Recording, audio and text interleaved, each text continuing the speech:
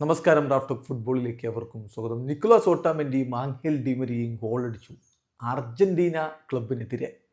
ഗോളടിച്ചതോ Portuguese ക്ലബിന് വേണ്ടി. അങ്ങനെ വിജയത്തിലേക്ക് പോവുകയായിരുന്ന അർജന്റീൻ ക്ലബിന് 2-0 മുന്നിൽ നിന്ന അർജന്റീൻ വമ്പന്മാരായ ബൊക്ക ജൂനിയേഴ്സിനെ ബെൻഫിക്ക സമനിലയിൽ തളച്ചിരിക്കുകയാണ്. ഫിഫ ക്ലബ്ബ് വേൾഡ് കപ്പിൽ ഇന്നലെ എല്ലാവരും ഉറ്റുനോക്കിയ പോരാട്ടം ബൊക്ക ജൂനിയേഴ്സ് വേഴ്സസ് ബെൻഫിക്ക മത്സരം 2-2 സമനിലയിൽ കുരുങ്ങിയപ്പോൾ ബെൻഫിക്കയ്ക്ക് വേണ്ടി ഗോളടിച്ചത് ആംഗേൽ ഡി മരിയയും നിക്കോളാസ് ഒട്ടാമെന്റിയുമാണ്. മറുഭാഗത്ത് മാരൻഡിയിലും ബെറ്റാഗ്ലയുമാണ് ബൊക്ക ജൂനിയേഴ്സിന്റെ ഗോളുകൾ കണ്ടെത്തിയത്. ആകെ 3 റെഡ് കാർഡ് കണ്ടൊരു മത്സരമാണ്. കളിയിൽ ബൊക്ക ജൂനിയേഴ്സിന്റെ മുന്നേറ്റങ്ങൾ നയിച്ചുകൊണ്ട് മാരൻഡിയിലും പെലാസിയോസും വെലാസ്കോയും സെനോനും ഒക്കെ ഒരുമിച്ചിറങ്ങിയപ്പോൾ മറുഭാഗത്ത് പവലിഡിസും ആംഗേൽ ഡി മരിയയും ബ്രൂമയും ചേർന്നുകൊണ്ടാണ് ബൊക്ക ജൂനിയേഴ്സിന്റെ മുന്നേറ്റങ്ങൾ നയിച്ചത്.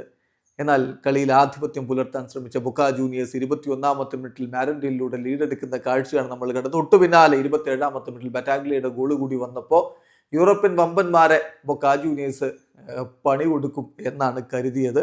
പക്ഷേ ആദ്യ പകുതിയുടെ അവസാനത്തിൽ ലഭിച്ച പെനാൽറ്റി ഗോളാക്കി മാറ്റിക്കൊണ്ട് ആംഗേൽ ഡി മരിയ ഒരു ഗോൾ ബെൻഫിക്കയ്ക്കായിട്ട് മടക്കി.